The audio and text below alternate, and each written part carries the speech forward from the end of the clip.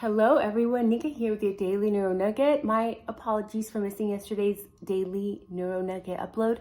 Some days you have to work 2 shifts back to back, and that is that. So grab your favorite drink in a cute mug. I have a lemon balm. Studies show good for mnemonic improvement, lowers stress, lowers anxiety. So cheers. Now, today's video is going to be a little bit of a rabbit hole, but it's essential that we cover this information because I've been keeping track of similar crimes committed all over the country. And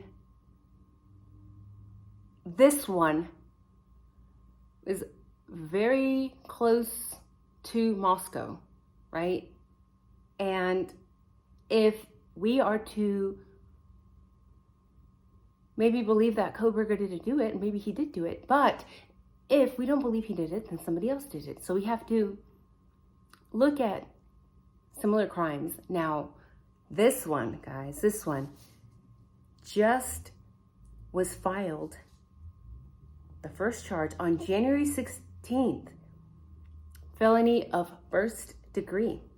But it was dismissed and replaced with a grand jury indictment. Now, Chris Brandon Foyles, 42 years old, meaning he was probably born in 81 or 82, used a deadly weapon, aka a knife, to unalive Megan Ashley Stedman, 34 years old. This crime took place January 12th in Idaho Falls. Very strange, right? Because we know the IDAHO4 crime took place allegedly on November 13th. So just wanted to point that out. Chris Brandon Foyles willfully destroyed parts of the body, likely in an attempt to hide it. And his case is a death penalty case, or life in prison. And he just had court on the 1st of February. So how crazy is it that we have here a guy who actually admitted to unaliving this female, basically because he kind of got caught. Read into the case. I will link this specific crime in Idaho with a knife, unaliving a female, relatively young female. What was crazier about this was Chris Brandon Foyles is actually a nephew of a student that was brutally unalived in Moscow in 1969. Is that a freaking weird coincidence or what? Not only that, but this aunt of his was an 18-year-old waitress at the Tip Top Cafe. She was a university freshman at U of I. And she was bludgeoned behind the counter of the Tip Top Cafe. So very odd. It seems to me that there's some similarities, right? There as well. Young girl, University of Idaho, works at a cafe, and this unaliver of Janice Lynn Foyles, was her name, was never found. Now, it couldn't have been Chris Brandon Foyles who unalived his own aunt because he was not born yet.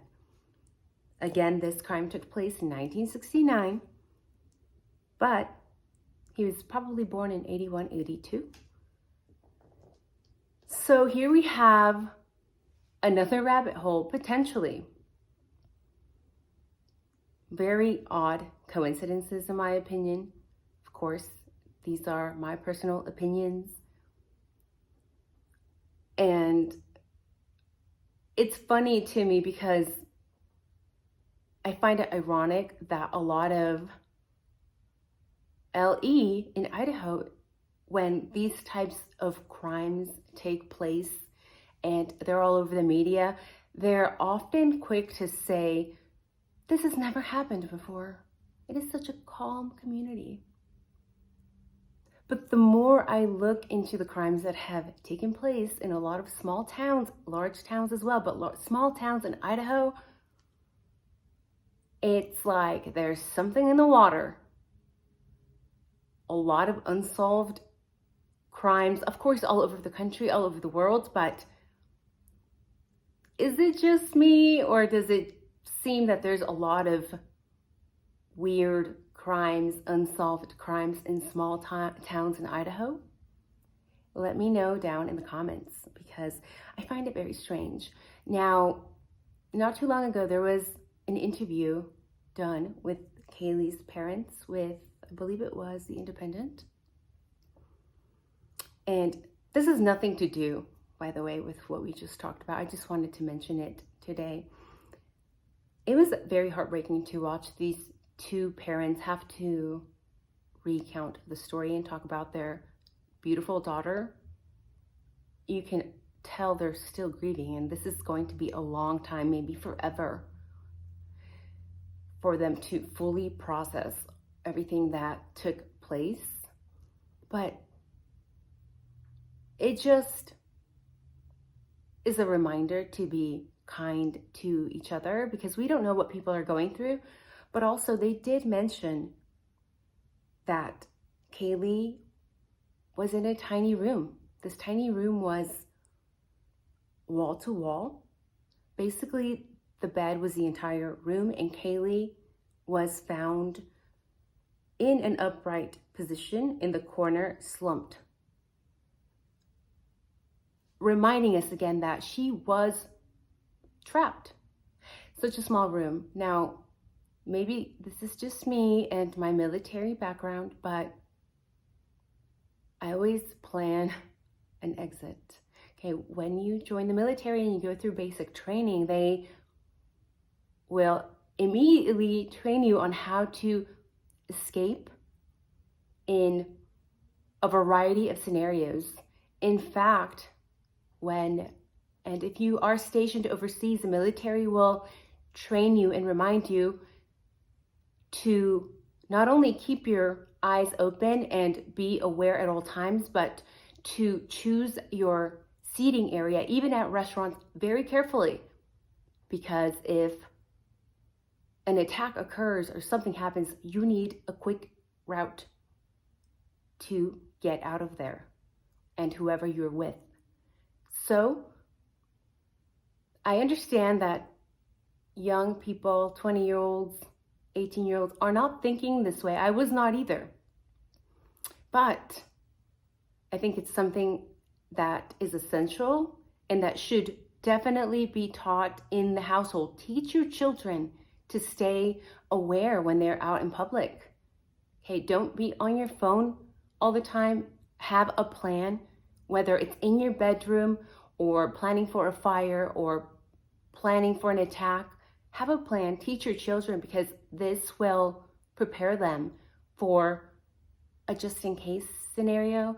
There was a story I recently read about a very young girl who was found trapped under an ice lake.